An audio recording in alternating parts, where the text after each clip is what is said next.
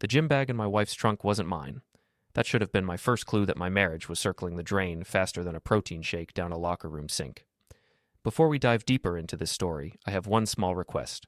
Please subscribe, drop a like, comment, and hit that hype button to boost this channel so more people can discover these incredible Reddit stories. I'm Tom Rourke, 38 years old, and I fix computers for a living. Not glamorous, but it pays the bills and keeps me sharp. What it doesn't do is prepare you for finding another man's underwear in your wife's car, complete with a little note that says, property of C. Jenny had asked me to grab her yoga mat from the trunk. Simple request, right? Wrong. Very wrong.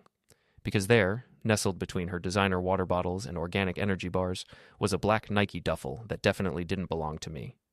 The cologne smell hit me first, some expensive crap that cost more than my monthly car payment.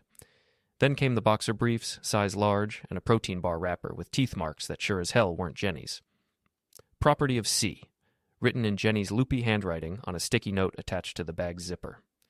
I stood there in our driveway, holding another man's underwear, thinking about how my wife Jenny had been working late at the gym for months. All those client meetings and protein parties suddenly made a lot more sense. The cold shoulder at home, the way she'd started showering immediately after coming back from work, how she'd stopped laughing at my jokes. Not that they were ever that funny to begin with. Jenny Rourke, my wife of 6 years, fitness trainer extraordinaire, social media influencer with 12,000 followers, and apparently collector of other men's underwear.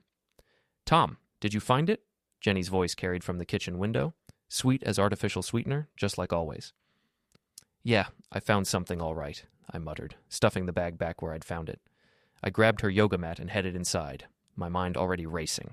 Jenny was in the kitchen, preparing one of her famous green smoothies. She looked good. She always looked good.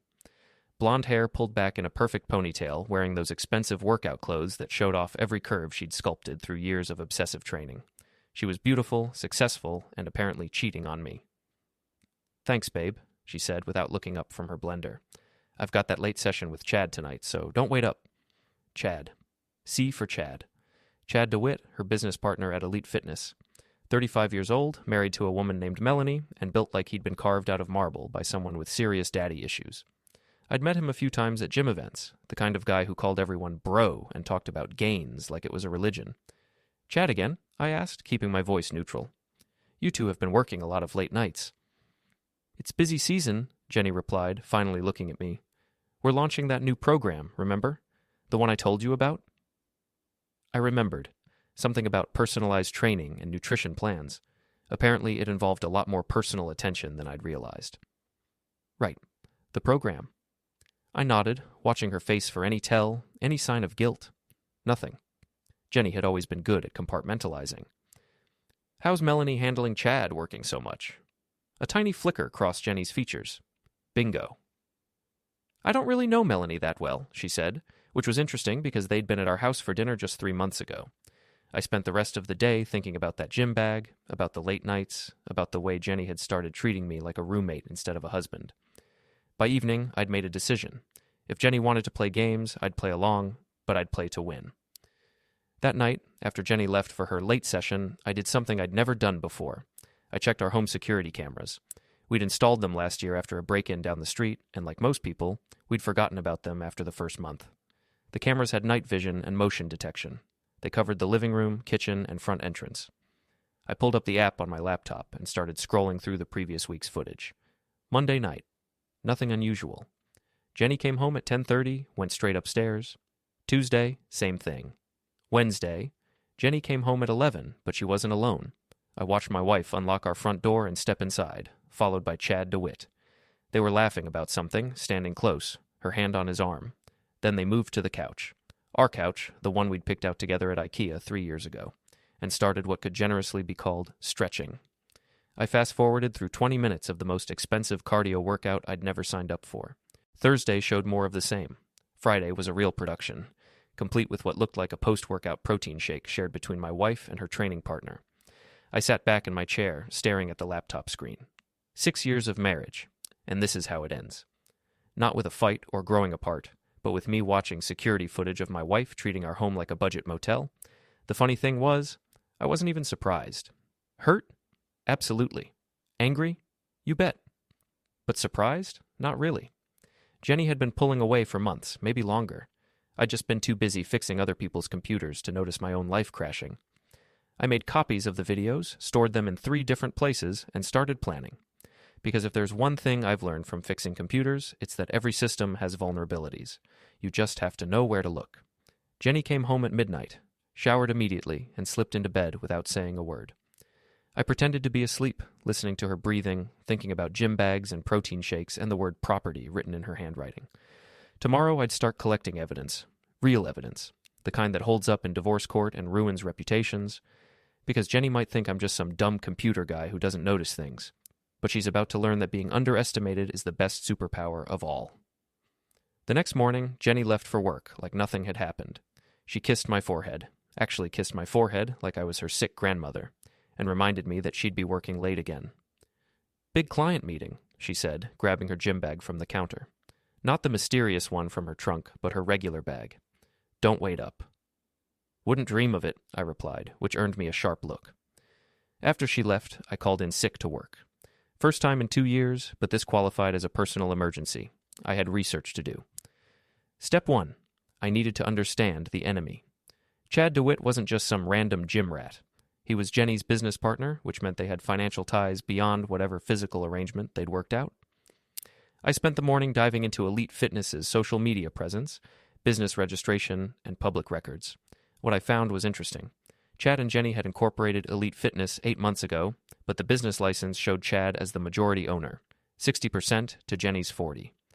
That seemed odd, considering Jenny had been the one pushing the partnership, talking about it like it was her big break into entrepreneurship. I dug deeper. Chad's personal Instagram was a monument to narcissism. Shirtless photos, motivational quotes about grinding and hustle culture, and pictures of his BMW parked in front of expensive restaurants. But more importantly, it showed his wife, Melanie. Melanie DeWitt was not what I'd expected. While Chad looked like he'd been assembled from spare parts at a supplement store, Melanie was elegant, sophisticated, and based on her LinkedIn profile, a successful real estate attorney. She made 3 times what Chad pulled in at the gym, drove a Tesla, and judging by her social media presence, had no idea her husband was moonlighting as my wife's personal trainer. Step 2. I needed more evidence. The security camera footage was good, but I needed context, communications, patterns. I remembered that Jenny often left her iPad on the kitchen counter, logged into all her accounts. We'd always had an open device policy in our marriage, no passwords, no secrets. Apparently that policy had been more one-sided than I'd realized. Jenny's text messages were a goldmine, not just with Chad, but with her friends Kelsey and Marissa. The 3 of them had a group chat called Gym Goddesses that read like a reality TV show script. Kelsey, 2 weeks ago. "How's the Tom situation?" Jenny. "What situation? There is no situation. Tom's clueless." Marissa. "You sure he doesn't suspect anything?" Jenny. Please. Tom thinks I'm working late because I told him I'm working late. He's too busy with his little computer projects to notice anything. Kelsey. LOL. Men are so stupid. Jenny. Not stupid. Just predictable. Tom's a good guy, but he's not exactly exciting. Chad makes me feel alive again. Marissa. What about Melanie? Jenny. What about her? She's too busy making money to pay attention to her husband. If she cared, she'd notice he's been coming home at midnight 3 nights a week. There were dozens of messages like this, going back months. Jenny and her friends discussing my marriage like it was their personal entertainment, planning date nights with Chad while I was at work, laughing about how domestic and boring I'd become. But the real revelation came in a message thread from last week. Chad. We need to talk about the timeline. Jenny. What timeline? Chad. You know what timeline. The one where you stop pretending to be married to Mr. Rogers and we make this official. Jenny. It's complicated. Tom's name is on the house, the cars, everything. I can't just walk away. Chad. So we make it simple. You file for divorce, claim irreconcilable differences, and we split everything 50-50. With your share of the house and my business connections, we could open 3 more locations within a year. Jenny. And Tom? Chad. Tom gets to go back to his computers and his quiet little life. Everyone wins. I read that exchange 3 times, each pass making me angrier. They weren't just having an affair. They were planning to dismantle my life like it was a business transaction. Jenny was going to take half of everything I'd worked for and use it to build a future with her personal trainer. Step 3, I needed allies, and I knew exactly where to start. I'd never met Melanie DeWitt personally, but her law firm's website had all her contact information. I crafted a careful email, professional but urgent. Ms. DeWitt, my name is Tom Rourke. I believe we have a mutual concern regarding our spouse's business relationship. I have information I think you should see. Would you be available for coffee this afternoon? She responded within an hour. Mr. Rourke, I can meet you at Cornerstone Cafe on 5th Street at 2 p.m. Come alone. Cornerstone Cafe was the kind of place where lawyers met clients and business deals died quiet deaths. Melanie was already there when I arrived, sitting in a corner booth with her back to the wall. She was prettier in person than in photos, but there was something sharp in her eyes that suggested she didn't suffer fools. Mr. Rourke, she said as I sat down, I assume this is about Chad and your wife? You know, I'm not an idiot, Melanie replied, stirring her coffee. Chad's been working late 3 nights a week for months, comes home smelling like someone else's perfume, and suddenly has opinions about organic protein powder. The question is, what do you plan to do about it? I pulled out my phone and showed her some of the text messages I'd screenshotted. Her expression didn't change, but her grip on her coffee cup tightened.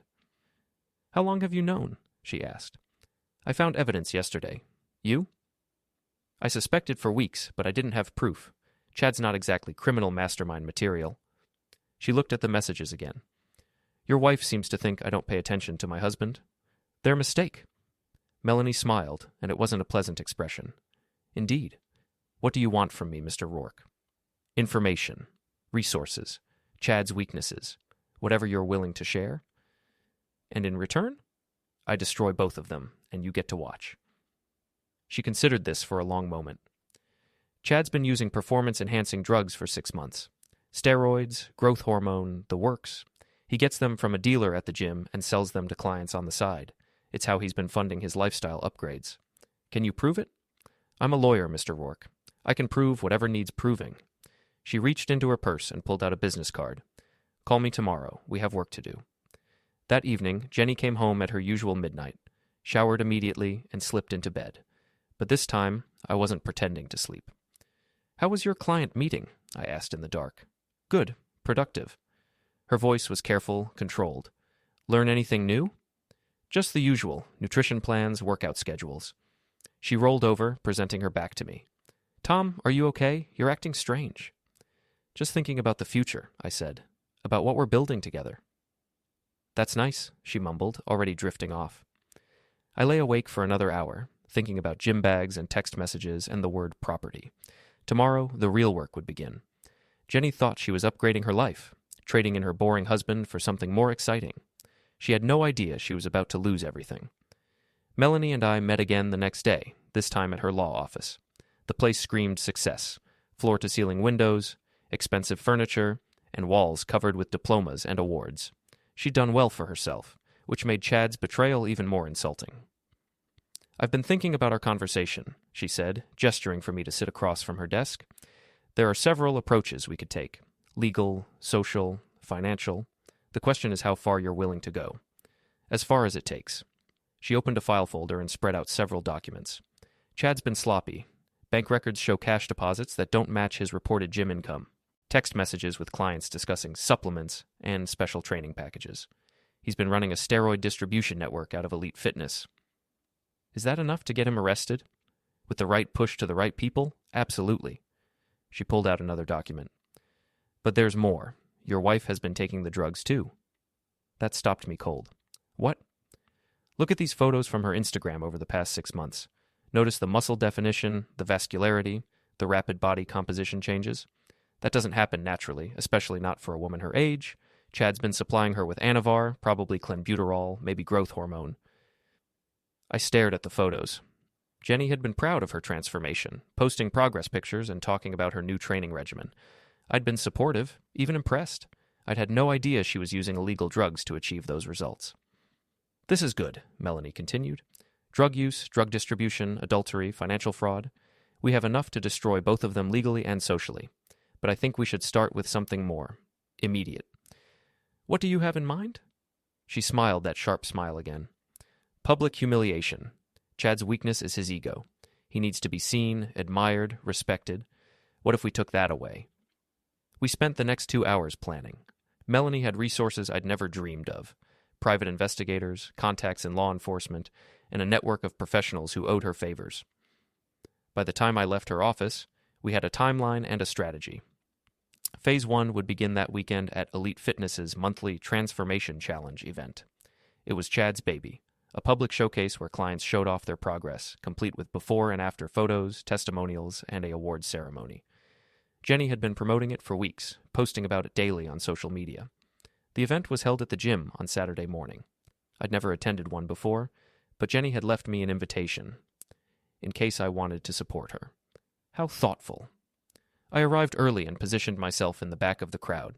The gym was packed: clients, families, local media, and a few minor social media influencers.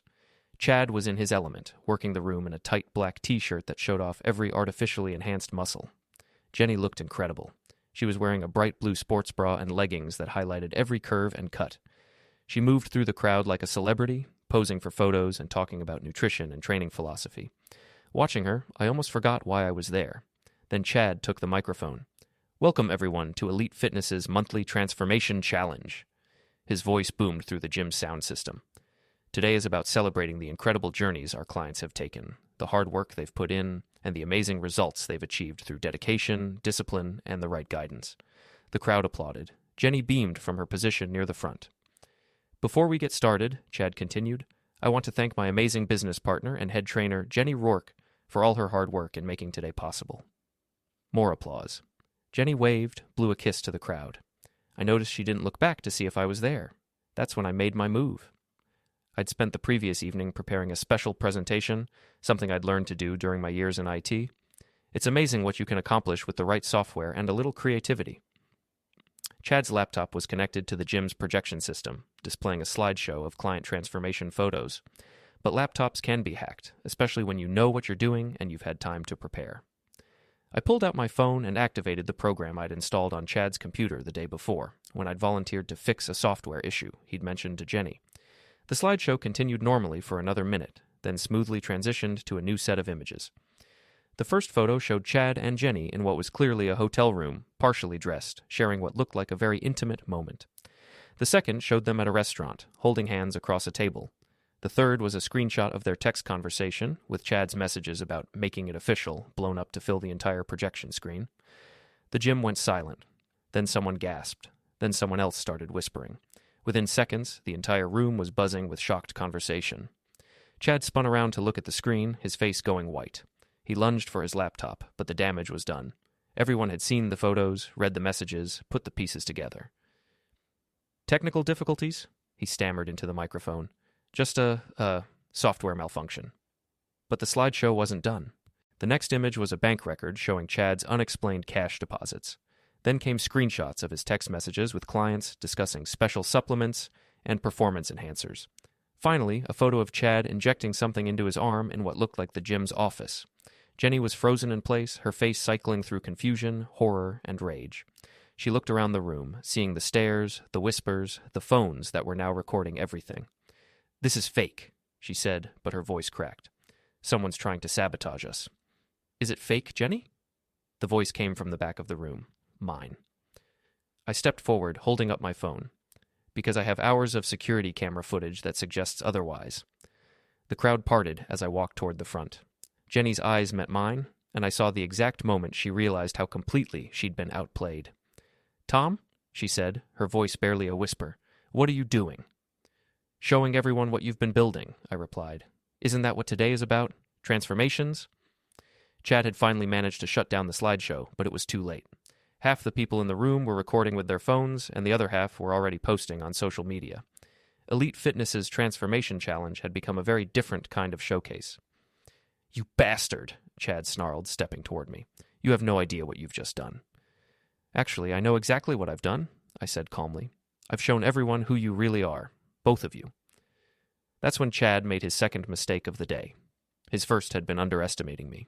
His second was throwing a punch in a room full of witnesses with their phones out. I saw it coming and stepped aside. Chad's momentum carried him past me, and he stumbled into a rack of dumbbells. The crash was spectacular, and the crowd's reaction was even better. Here was Elite Fitness's co-owner, the man who preached discipline and control, flailing around like an amateur. "Chad!" Jenny rushed to help him up, but he shoved her away. "This is your fault," he snapped. "You said he was harmless. You said he'd never figure it out." I don't understand how he..." Jenny looked around the room desperately. Please, everyone, just let us explain. But there was nothing to explain. The evidence spoke for itself, and the crowd was already dispersing, talking excitedly about what they'd just witnessed. The transformation challenge was over, but the real transformation was just beginning. As I walked toward the exit, I felt a hand on my arm. Melanie had been watching from the side, dressed in casual clothes that probably cost more than my car. "Nice work," she said quietly. "But this is just the beginning." "I know." I looked back at Jenny, who was trying to comfort Chad while fielding questions from confused clients. "Phase 2? "Phase 2, she confirmed. I left Elite Fitness that morning feeling better than I had in months. Jenny and Chad thought they'd been playing chess while I played checkers. They were about to learn that I'd been playing a completely different game. By Monday morning, the Elite Fitness incident had gone viral. Someone had posted the entire confrontation on TikTok, and it had been viewed over 50,000 times. The comments section was brutal. Imagine getting caught cheating in 4K at your own gym event. The husband's revenge was cold respect. Why do these fitness influencers always think they're untouchable? Jenny had spent the weekend in damage control mode, posting carefully worded statements on social media about privacy violations and malicious attacks. But the internet had already made up its mind. She was losing followers by the hour, and Elite Fitness's Google reviews had plummeted overnight. I was at my kitchen table, reading the latest comments over coffee when Jenny finally came downstairs. She looked like she hadn't slept, which was probably accurate. "We need to talk," she said, sitting across from me. I figured we might. "Tom, what you did on Saturday was cruel and humiliating. Whatever problems we have in our marriage, I didn't deserve that." I looked at her over my coffee cup. "What problems in our marriage, Jenny?" I wasn't aware we had any problems. According to your text messages, I'm just clueless and predictable. Her face flushed. "You went through my phone? You left your iPad logged in. We've always had an open device policy, remember? No secrets between us." I pulled out my phone and started reading. Tom's too busy with his little computer projects to notice anything. "That's what you told Kelsey 3 weeks ago. Tom, please." If she cared, she'd notice he's been coming home at midnight 3 nights a week. "That's what you said about Chad's wife. Ironic, considering I noticed you coming home at midnight 3 nights a week." Jenny's composure cracked. "Fine. Yes, I've been seeing Chad. Yes, I should have told you. But what you did on Saturday was vindictive and public and effective," I finished. "Jenny, you and Chad weren't just having an affair. You were planning to divorce me, take half my assets, and use them to expand your business empire. You were treating my life like a hostile corporate takeover. That's not... We weren't..." She stopped, realizing there was no point in denying it. "Here's what's going to happen," I continued. "You're going to move out. Today. You can stay with Kelsey or Marissa or whoever wants to house a social media pariah. We'll handle the divorce through lawyers, and you'll get exactly what you're entitled to under the law. Nothing more. And if I don't?" I showed her my phone screen, which displayed a folder containing dozens of photos, videos, and screenshots. "Then phase 2 of your public humiliation begins. And trust me, Saturday was just the warm-up act." She stared at the phone, then at me. "I don't know who you are anymore." "I'm the same person I've always been. You just never bothered to pay attention." Jenny left that afternoon with 2 suitcases and her car. She didn't take the gym bag from her trunk. I'd already disposed of that particular piece of evidence. She also didn't take her iPad, which was convenient since I wasn't done mining it for information. My phone rang an hour after she left. Ray, my neighbor, and the closest thing I had to a best friend. "Dude, what the hell happened over the weekend?" Ray was an ex-cop who'd retired early after a back injury. He spent most of his time working on his motorcycle and providing unsolicited commentary on neighborhood drama. "Margie showed me some video from your wife's gym. That was you, right?" "That was me." "Holy shit, Tom. I mean, I knew you were good with computers, but that was some next-level revenge stuff." "It was just the beginning." "Beginning? What else are you planning?" I told him about the divorce, about Jenny's plans to take half my assets, about the drug dealing and the business fraud.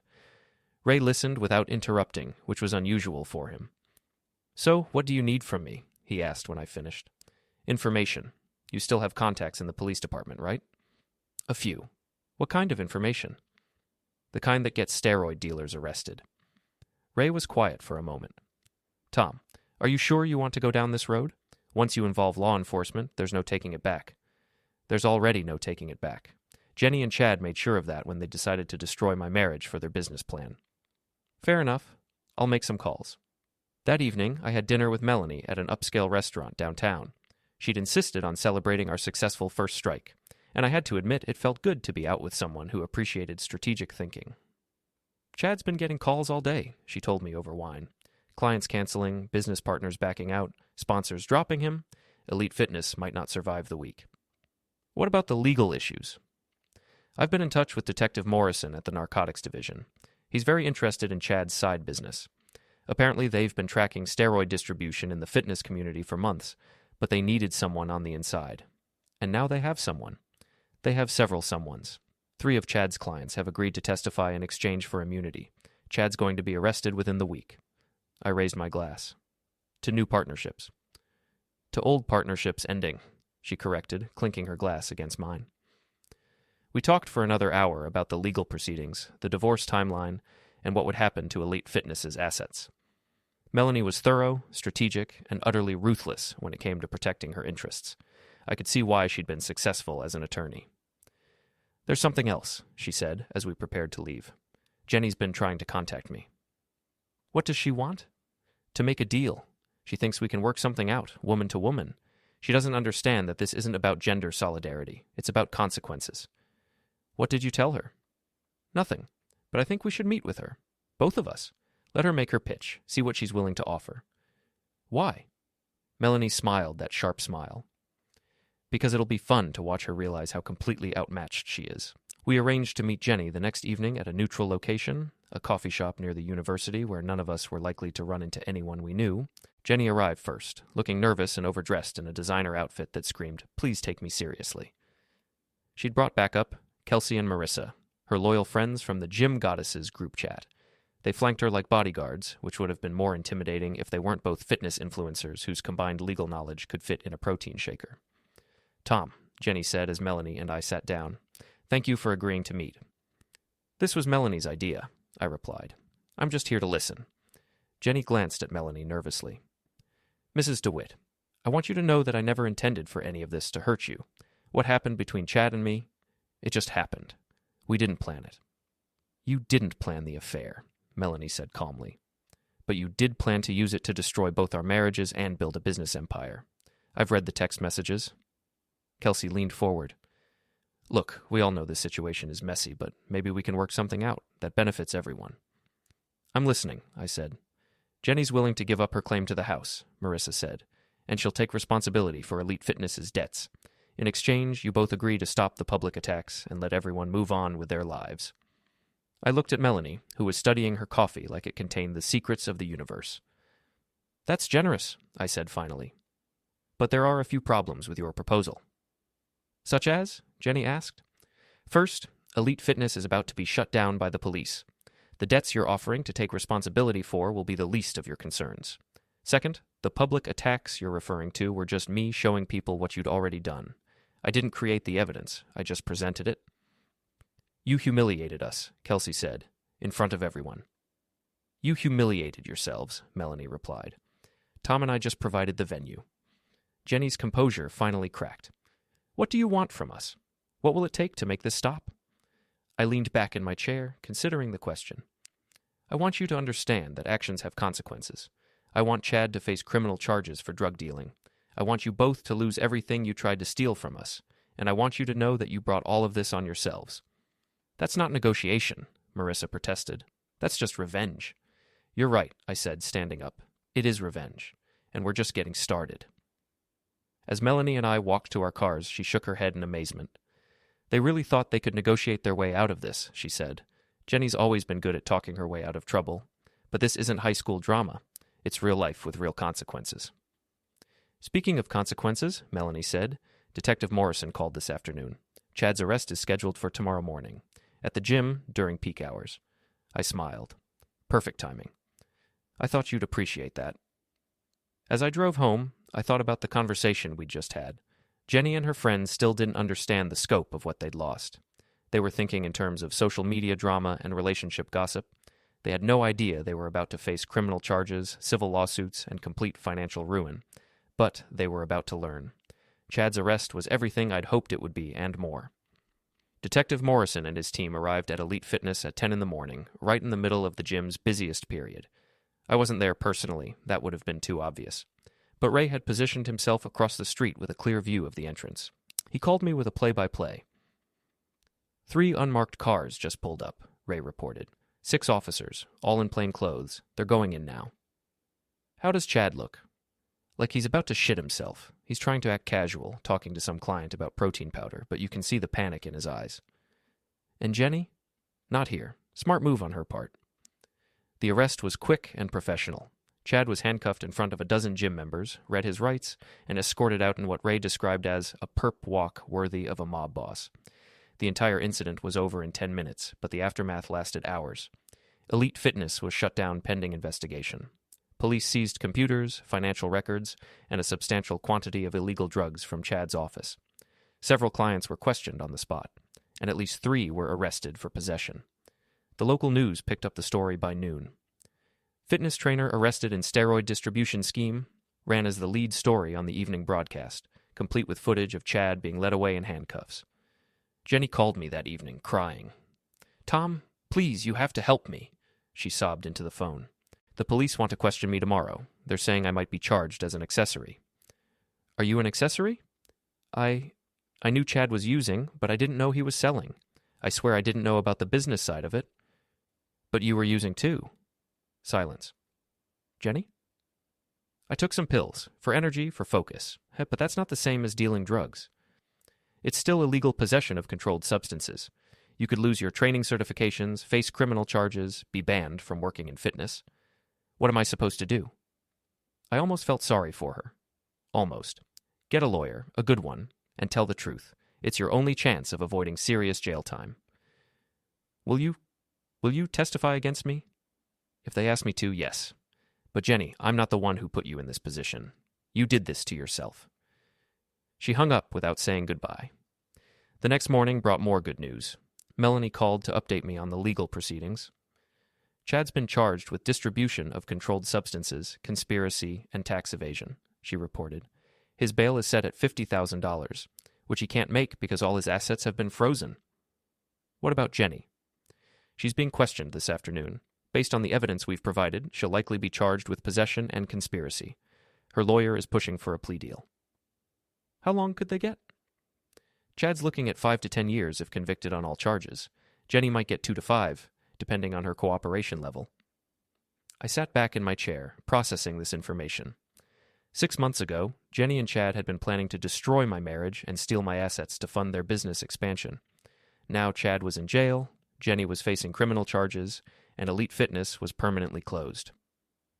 "There's something else," Melanie continued. "Jenny's parents want to meet with you." The Holts.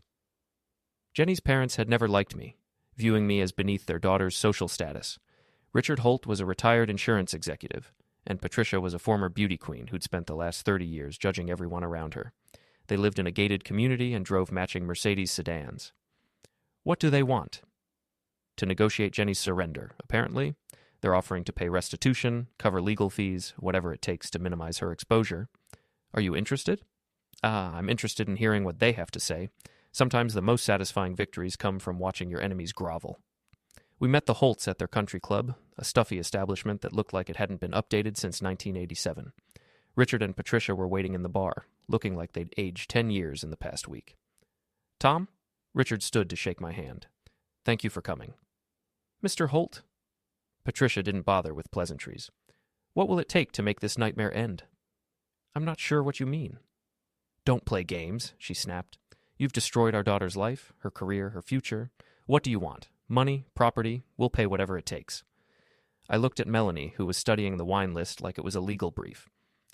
"Mrs. Holt," I said carefully, "I didn't destroy Jenny's life. Jenny destroyed Jenny's life. I just documented it." "You orchestrated a public humiliation campaign," Richard said. "You've turned our daughter into a social media laughingstock. Your daughter was having an affair with a married man while planning to divorce me and steal half my assets. The humiliation was a natural consequence of her choices." "She made mistakes," Patricia said, "but she doesn't deserve to go to prison." "That's up to the courts to decide."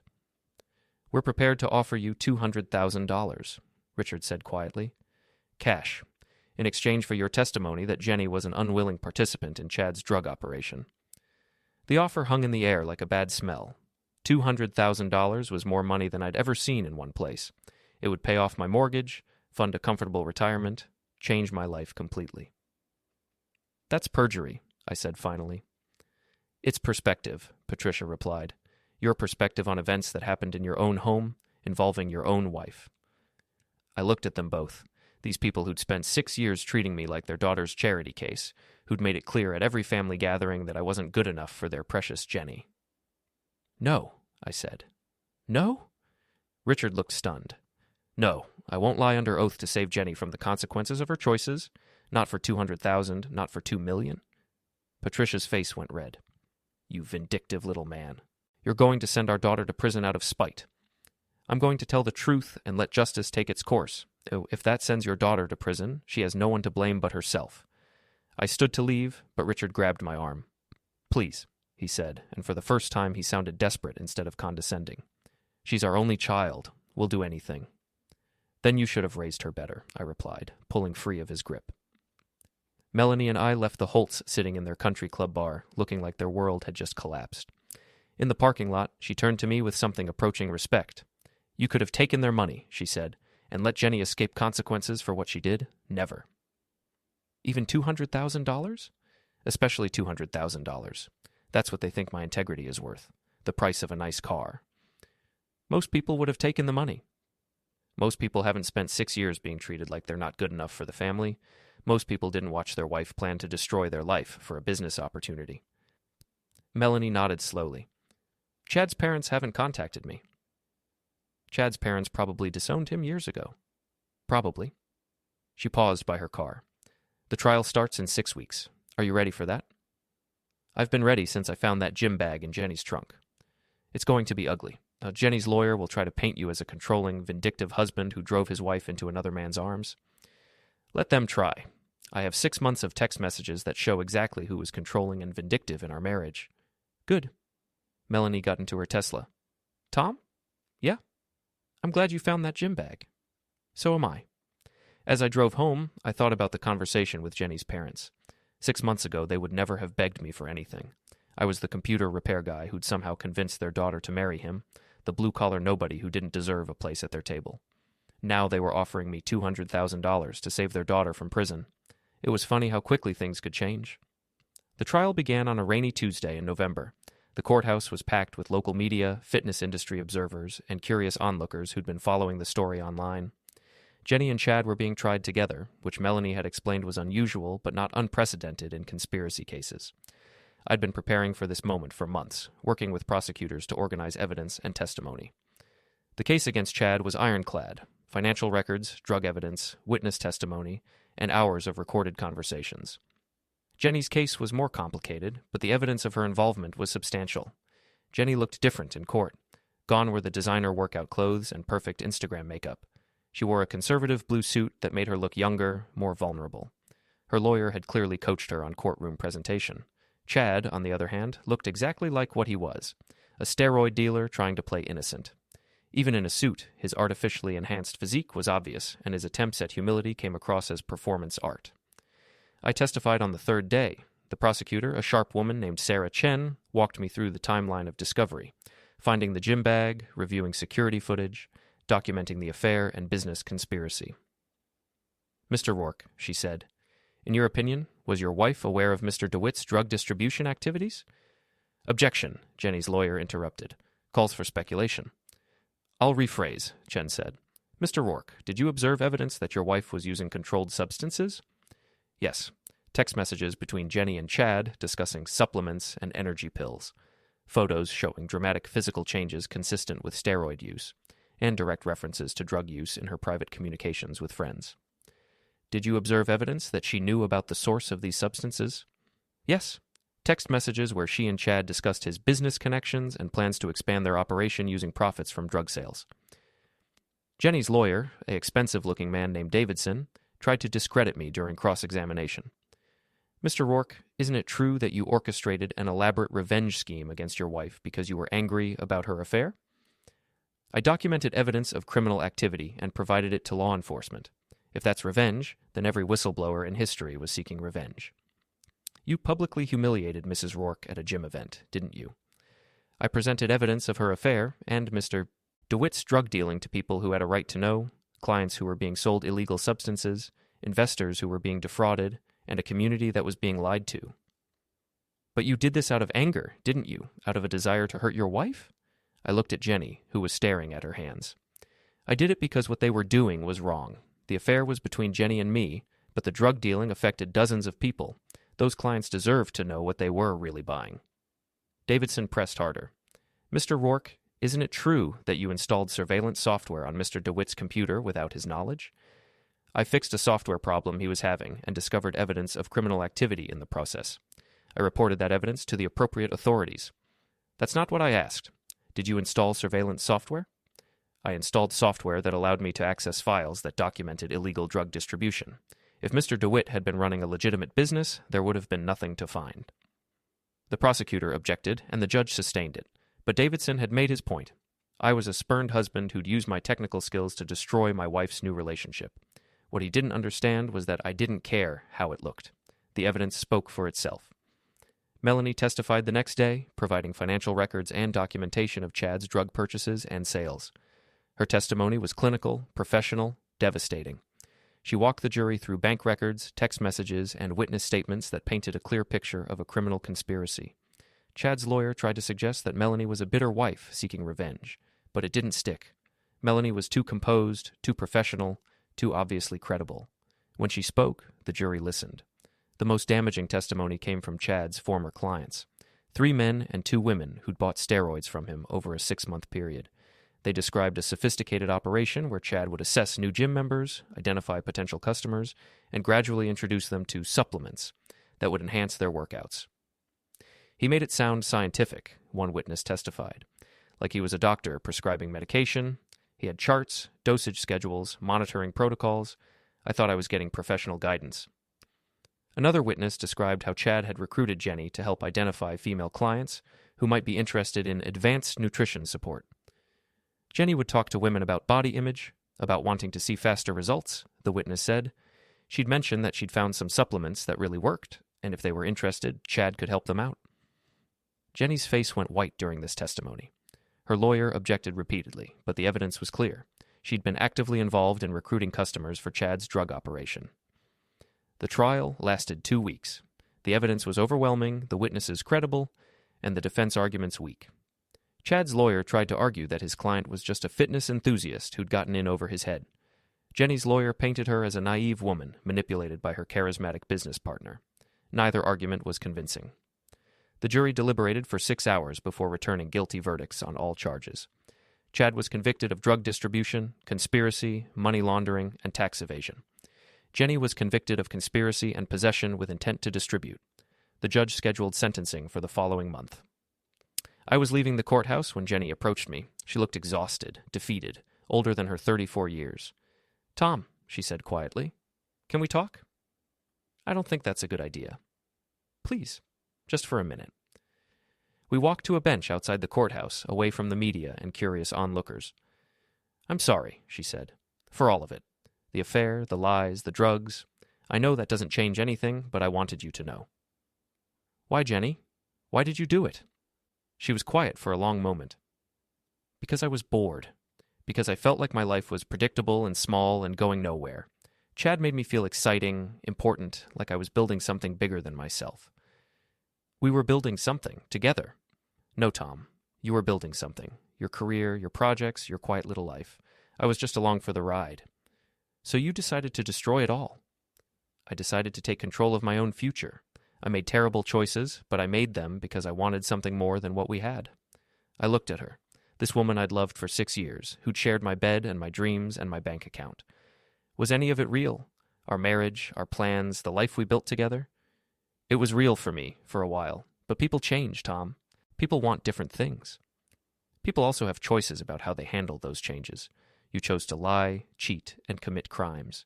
You chose to try to destroy my life to build yours. "I know." Tears were running down her face. I know I hurt you. I know I deserve what's happening to me, but I need you to know that I never wanted it to end like this." "How did you want it to end?" "I don't know. Quietly, maybe, with both of us moving on to better things." "Better things?" I stood up from the bench. Jenny, you threw away a marriage, a career, and your freedom for better things. I hope they were worth it. Tom, wait. But I was already walking away. There was nothing left to say. Sentencing was held 3 weeks later. Chad received 8 years in federal prison. Jenny received 4 years, with the possibility of parole after 2. I wasn't in the courtroom when the sentences were announced.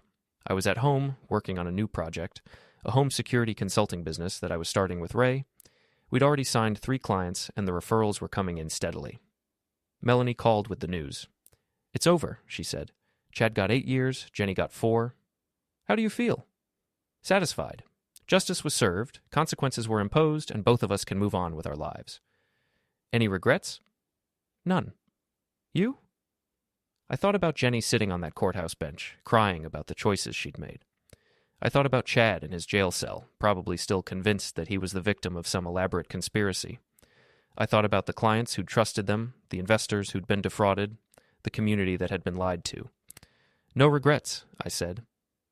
6 months later, I was installing a security system for a client when I ran into Kelsey at a coffee shop. She looked uncomfortable when she saw me, like she was hoping I wouldn't notice her. Tom, she said awkwardly. How are you? I'm good, Kelsey. How are you? Fine. Good. I'm sorry about everything that happened with Jenny. Are you? She flushed. I know you probably think we were terrible friends, encouraging her and everything, but we really thought she was just going through a rough patch in your marriage. Did you think drug dealing was part of that rough patch? We didn't know about the drugs. I swear we didn't know. But you knew about the affair. You knew about the plan to divorce me and steal my assets. You thought that was okay because I was clueless and predictable. Kelsey looked like she wanted to disappear. We were wrong. We should have told her to work things out with you, or at least end the marriage honestly. Yes, you should have. Are you happy now? I considered the question. Was I happy? My marriage was over, my wife was in prison, and I was starting over at 38. But I was also free from lies and manipulation. I was building a business I cared about with people I trusted. I was sleeping well at night for the first time in years. I'm content, I said finally. I'm building something real this time. Kelsey nodded and hurried away, probably to text Marissa about our awkward encounter. I finished my coffee and drove to my next client appointment. Ray was already there, installing cameras in a suburban home that looked a lot like the one I'd shared with Jenny. How'd it go with the divorce papers? He asked. Signed, sealed, delivered. It's officially final. Any word from Jenny? She writes sometimes, apologizing, explaining, asking for forgiveness. I don't respond. Probably smart. We worked in comfortable silence for a while, running cables and configuring software. It was honest work, helping people protect what mattered to them. There was something satisfying about building security instead of discovering betrayal. You know what's funny? Ray said as we packed up our equipment. What? 6 months ago, you were the guy whose wife was cheating on him with her personal trainer. Classic suburban cliché. Now you're the guy who brought down a drug ring and started his own business. That's quite a transformation. I didn't transform. I just stopped letting other people define who I was. Same thing, really. As we drove back to the office, I thought about transformation, the real kind, not the artificial kind that Jenny and Chad had been selling. Real transformation came from facing hard truths, making difficult choices, and accepting the consequences of your actions. Jenny had wanted to transform her life by destroying mine. Instead, she'd destroyed her own life and given me the opportunity to build something better. I'd found that gym bag in her trunk 8 months ago, and it had changed everything. Not because it revealed her betrayal, I'd suspected that for weeks, but because it forced me to stop being passive, stop accepting less than I deserved, stop letting other people write the story of my life. Jenny was serving 4 years in federal prison. Chad was serving 8. Elite Fitness was permanently closed, its assets sold to pay restitution to victims. And me, I was free. For the first time in years, I was exactly where I wanted to be.